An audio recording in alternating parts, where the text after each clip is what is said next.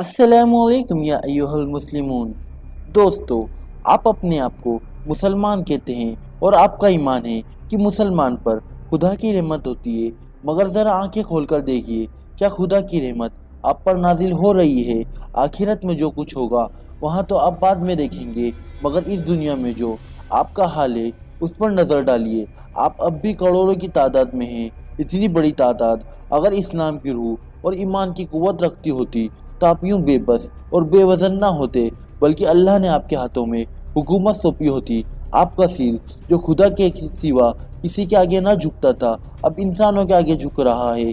आपकी इज्जत जिस पर हाथ डालने की कोई हिम्मत न कर सकता था, आज मिट्टी में मिल रही है। आपका हाथ जो हमेशा ऊंचा ही रहता था, अब वहाँ नीचा होते जा रहा है और इस्लाम के दुश्मनों के आगे फैलता है। जहालत, गरीबी, कर्जदारी ने हर जगह आपको जलील और रुस्वा कर रखा है। क्या यहाँ खुदा की रहमत है? अगर यहाँ रहमत नहीं है बल्कि खुला हुआ गज़ब है, तो कैसी अजीब बात है कि मुसलमान हो उस पर खुदा का गज़ब नाजिल हो, मुसलमान हो और जलील हो, मुसलमान हो और गुलाम हो। यहाँ तो ऐसी नामुमकिन बात है जैसे कोई चीज़ सफ़ेद भी हो और काली भी। जब मुसलमान खुदा का महबूब और प्यारा हो, तो खुदा का महबूब दुनिया में जलील और बेइज्जत कैसे हो सकता है? अल्लाह की पनाह कि आपका खुदा जालिम है, कि आप तो उसका हक पहचानो और उसकी फरमाबरदारी करे, और वहाँ नाफरमानों को आप पर हकीम बना दे और आपको फरमाबरदारी के बदले में सजा दे। अगर आपका ईमान है कि खुदा जालिम नहीं है, और अगर आप यकीन रखते हैं कि खुदा की फरमाबरदारी का बदला जिल्लत से नहीं मिल सकता, तो फिर आपको मानना पड़ेगा कि मुसलमान होने का दावा जो आप करते हैं उसी में कोई गलती है। आपका नाम सरकारी कागजों में तो ज़रूर मुसलमान लिखा जा सकता है, मगर खुदा अपना दफ्तर अलग रखता है। वहाँ तलाश कीजिए कि आपका नाम फरमाबरदारों में लिखा हुआ है या ना फरमानों में। खुदा ने आपके पास किताब भेजी ताकि आप उस किताब को पढ़कर अपने मालिक को पहचानो, उसकी फरमाबरदारी का तरीका मालूम करो। क्या आपने कभी यह मालूम करने की कोशिश की कि इस किताब में क्या लिखा है? खुदा ने अपने नबी को आपके पास भेजा ताकि आपको मुसलमान बनने का तरीका सिखाए। क्या आपने कभी यह मालूम करने की कोशिश की कि उसके नबी हज़रत मोहम्मद सल्लल्लाहु अलैहि वसल्लम ने क्या सिखाया है? खुदा ने आपको दुनिया और आखिरत में इज्जत हासिल करने का तरीका बताया। क्या आप उस तरीके पर चलते हैं? खुदा ने खोलकर बताया कौन से काम हैं जिनसे इंसान दुनिया में और आखिरत में बेइज्जत होता है। क्या आप ऐसे कामों से बचते हैं? बताइए, आपके पास इसका जवाब है। अगर आप मानते हैं कि ना तो आपने खुदा की किताब और उसके नबी की ज़िंदगी से इल्म हासिल किया और ना उसके बताए हुए तरीके की पैरवी की, तो आप मुसलमान हुए कब? क्या आपको इसका बदला मिले? जैसे आप मुसलमान हैं वैसा ही बदला आपको मिल रहा है, और वैसा ही बदला आखिरत में भी देख लोगे। मैं पहली वीडियो में बता चुका हूँ कि मुसलमान और काफिर में इल्म और अमल के सिवा कोई फर्क नहीं है। अगर किसी आदमी का इल्म और अमल वैसा ही हो जैसे किसी काफिर का हो, और वैसे ही अपने आप को मुसलमान कहता हो, तो वह बिल्कुल झूठ कहता है। काफिर कुरान को नहीं पढ़ता और वह नहीं जानता कि इसमें क्या लिखा है। यही हाल अगर मुसलमान का भी हो, तो वह मुसलमान क्यों कहलाए? काफिर नहीं जानता कि अल्लाह के रसूल सल्लल्लाहु अलैहि वसल्लम की क्या तालीम है, और आपने खुदा तक पहुँचने का सीधा रास्ता क्या बताया है। अगर मुसलमान भी उसी तरह नावाकिफ हो, तो वह मुसलमान कैसे हुआ? काफिर खुदा की मर्जी पर चलने की बजाय अपनी मर्जी पर चलता है। मुसलमान भी अगर उसी की तरह अपनी मर्जी पर चलने वाला और आज़ाद हो, उसी की तरह अपनी निजी ख्यालात और अपनी राय पर चलने वाला हो, उसी की तरह खुदा से बेपरवाह और अपनी ख्वाहिश का पाबंद हो, उसे अपने आप को मुसलमान कहने का क्या हक है? काफिर हलाल हराम में फ़र्क नहीं करता।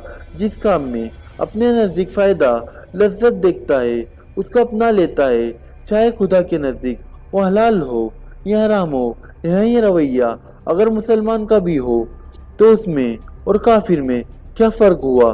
गरज यह है कि जब मुसलमान इस्लाम के इल्म से उतना ही कोरा हो जितना काफिर होता है, और जब मुसलमान भी वह सब कुछ करे जो काफिर करता है, तो उसको काफिर के मुकाबले में क्यों बड़ाई हासिल हो, और उसका हश्र भी काफिर जैसा क्यों ना हो। यहाँ ऐसी बात है जिस पर ठंडे दिल से ہم سب کو غور کرنا چاہیے۔ میرے پیارے دوستو، کہیں یہ نہ سمجھ لینا کہ میں مسلمان کو کافر بنانے چلا ہوں، اللہ اس سے پناہ میں رکھے۔ نہیں، میرا یہ مقصد ہرگز نہیں ہے۔ میں خود بھی سوچتا ہوں اور چاہتا ہوں کہ ہم میں سے آدمی اپنی اپنی جگہ سوچے کہ آخر خدا کی رحمت سے کیوں محروم ہو گئے ہیں، ہم پر ہر طرف سے کیوں مصیبتیں نازل ہو رہی ہیں، جن کو ہم کافر یعنی خدا کے نافرمان بندے کہتے ہیں، وہ ہم پر ہر جگہ غالب کیوں ہیں؟ ہم جو فرما بردار ہونے کا دعویٰ کرتے ہیں ہر جگہ دبے ہوئے کیوں ہیں؟ اس کی وجہ پر میں نے جتنا زیادہ غور کیا اتنا ہی مجھے یقین ہوتا چلے گیا کہ ہم میں اور کافروں میں بس نام کا ہی فرق رہ گیا ہے، ورنہ ہم بھی خدا سے غفلت اور اس کی بے خوفی اور اس کی نافرمانی میں ان سے کچھ کم نہیں ہے۔ تھوڑا سا فرق ہم میں اور ان میں ضرور ہے، مگر اس کی وجہ سے ہم کسی اچھے بدلے کے حقدار نہیں ہیں بلکہ سزا کے حقدار ہیں۔ ہم جانتے ہیں کہ قرآن خدا کی کتاب ہے اور پھر اس کے ساتھ ہم وہاں برتاؤ کرتے ہیں جو کافر کرتا ہے۔ ہم جانتے ہیں کہ محمد صلی اللہ تعالیٰ علیہ وسلم اللہ کے نبی ہیں اور پھر ان کی پیروی سے اس طرح بھاگتے ہیں جس طرح کافر بھاگتا ہے۔ ہم کو معلوم ہے جھوٹوں پر اللہ نے لعنت کی ہے، رشوت کھانے والے اور کھلانے والوں کو جہنم کا یقین دلایا ہے۔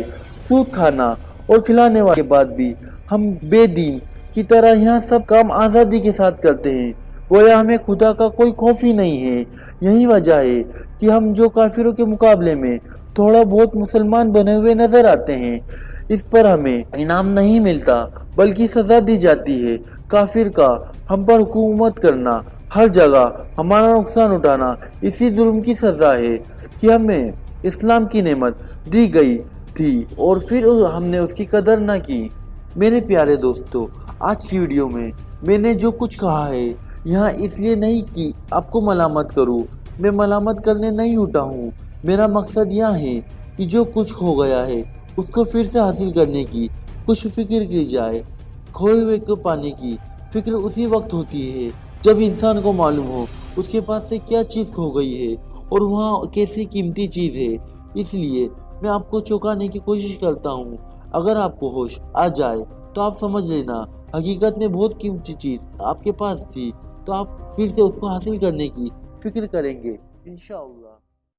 ویڈیو پسند آئی ہو تو اس کو لائک اینڈ شیئر ضرور کیجیے گا۔ انشاءاللہ اگلی ویڈیو میں پھر ملاقات ہوتی ہے، جب تک کہ اپنا خیال رکھیے گا اور اپنی دعاؤں میں امت مسلمہ کو ضرور یاد رکھیے گا۔ اللہ